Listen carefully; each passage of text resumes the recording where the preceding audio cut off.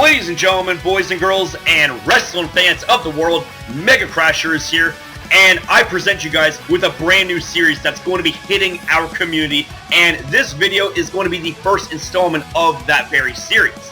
Now, what the series is going to be involving is WWE related content, and I know that there's quite a handful of you guys that love WWE, so I think that this series will be for you. As a matter of fact, it'll be for everybody, whether you're a fan of WWE or not, because this right here, you have to admit, WWE has really stepped up their game.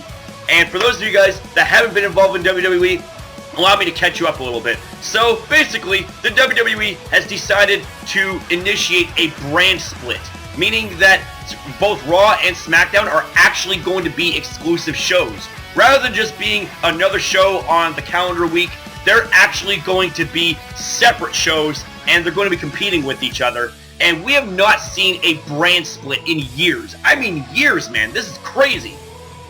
And secondly, following that brand split, we had the WWE Draft. And the WWE Draft, I've got to say, is lit. I mean, I cannot believe that Finn Balor was actually drafted to the main roster. That is absolutely amazing. So, anyways, what ended up happening in the draft is that superstars were drafted to Raw and drafted to SmackDown, and they stay there permanently until the WWE decides to stir up something else. So, what this series is going to involve also is Raw and SmackDown are both weekly shows, and what I'm going to be doing is I'm going to be watching both Raw and SmackDown, and either Wednesday or Thursday at the absolute latest, I am going to be giving you guys my thoughts on both shows and give you guys the highlights of what I think made the shows great and let you guys know whether or not Raw or SmackDown were the better shows that week. And I also want to hear from you guys as well, because this is going to be an interactive series too, as I hope all my videos would be, because I love interacting with you guys. You guys are amazing, and you guys bring up some of the most amazing things that there is to discuss in said videos, and it is absolutely amazing. So with that being said, my friends, woo! Let's get started! Alright, ladies and gentlemen, so let's get into the meat of what happened on Raw. First of all, did you guys see the amazing Raw setup for the stage?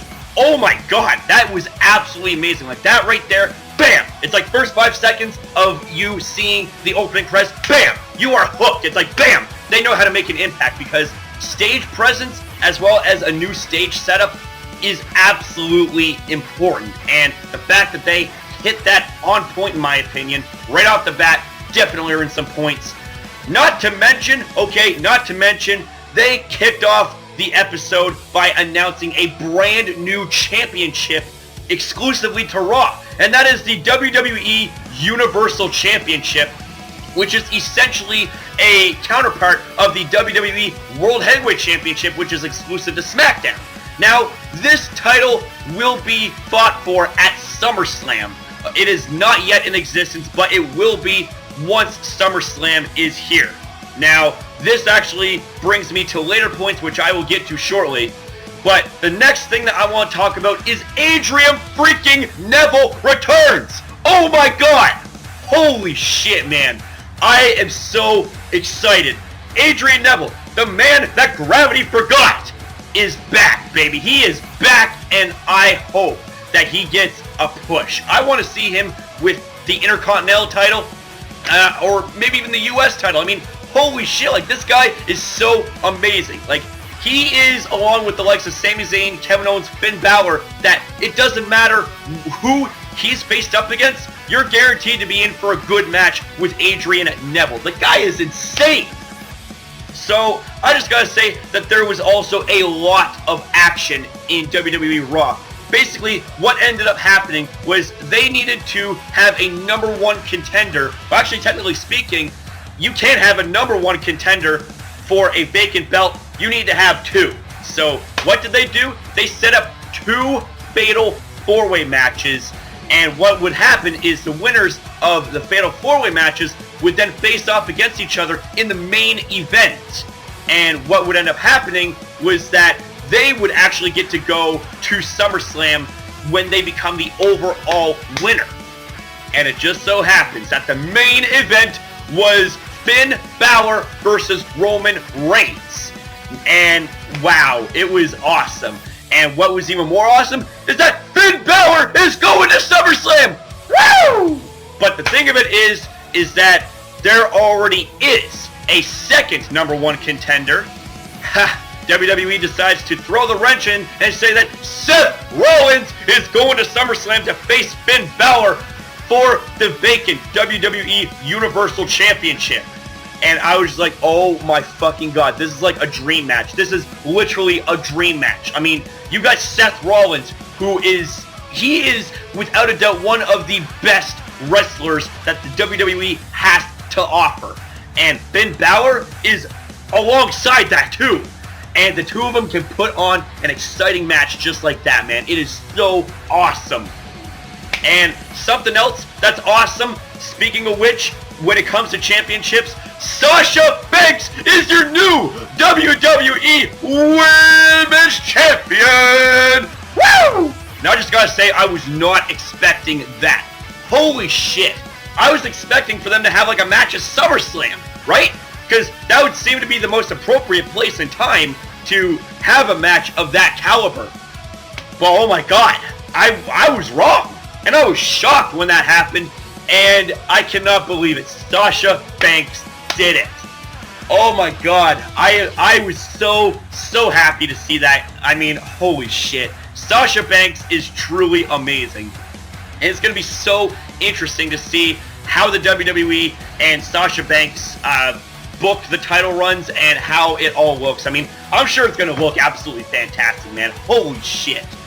But anyways, that right there is going to close out Raw.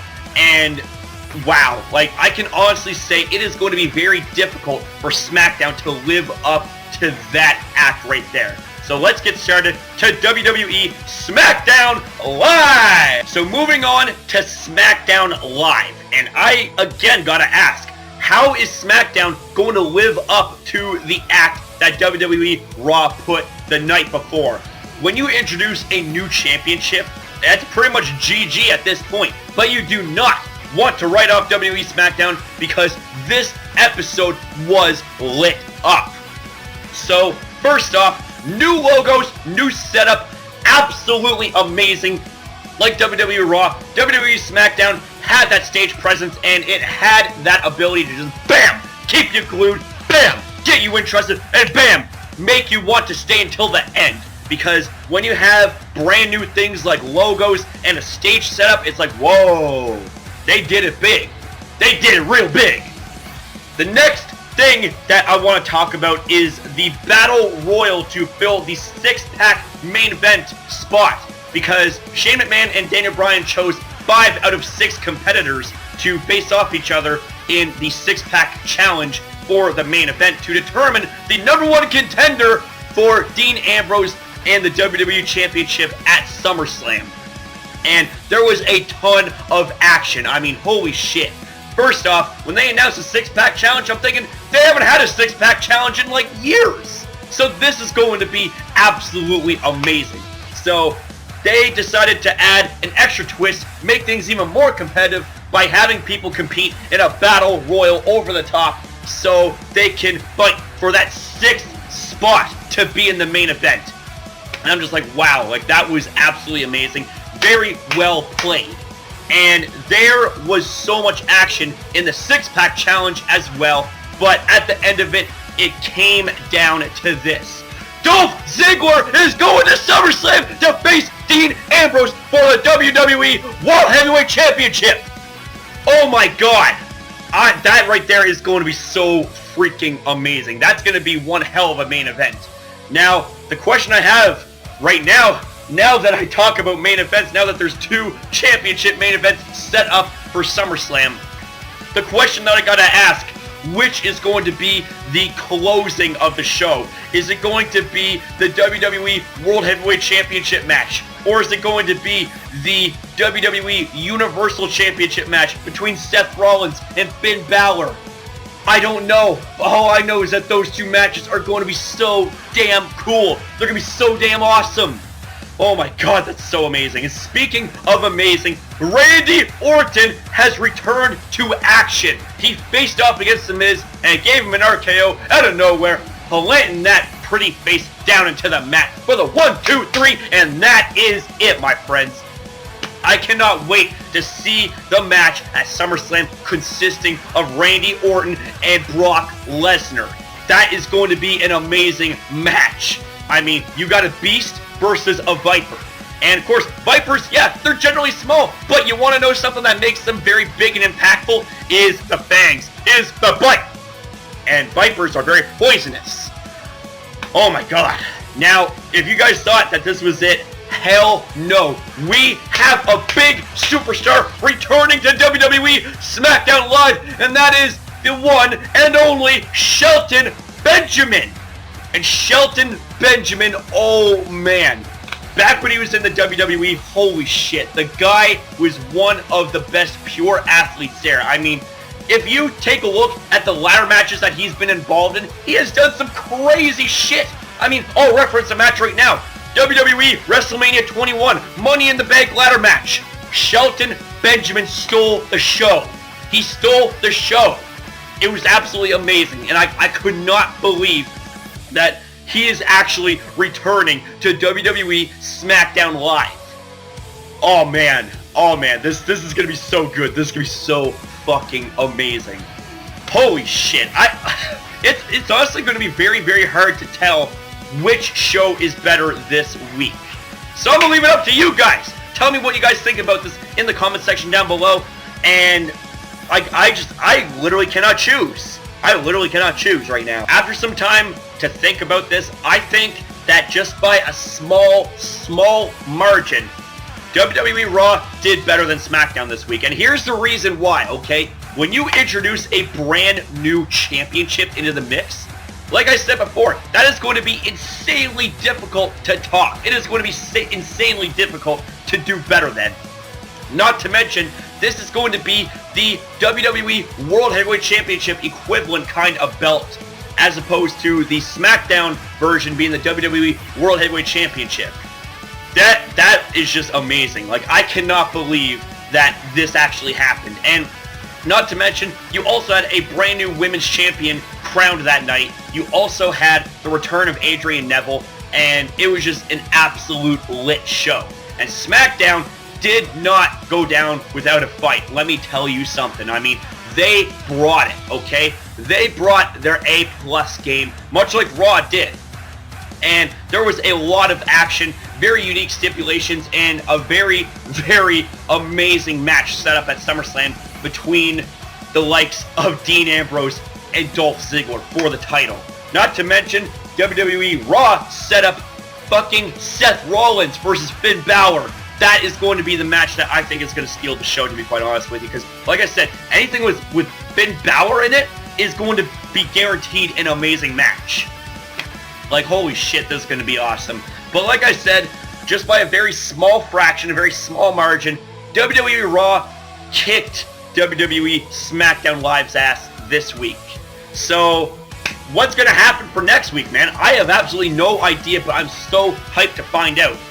So, be sure to tune in not only to WWE Raw and WWE SmackDown Live, but also tune in to this series right here. That way, you guys can see, in my opinion, who did better. And also, like I said, this is meant to be an interactive series, so I want to hear from you guys. I want to hear from you guys as to what you guys think the highlights were from the respective shows, and tell me what you guys think. Who won? Who was better? Was it WWE Raw or WWE SmackDown? I want to hear from you guys.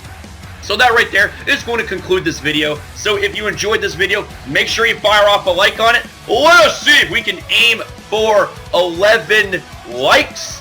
And if you want more content like this, make sure you rate, comment, share this channel, share this video, and subscribe today to MegaCrasher and the community for the best Pokemon Sun and Moon news hype that there is today on YouTube. Because you already know the deal about it, my friends. When we're a community type pack and as one, you know that we shine brighter than the sun and the moon combined.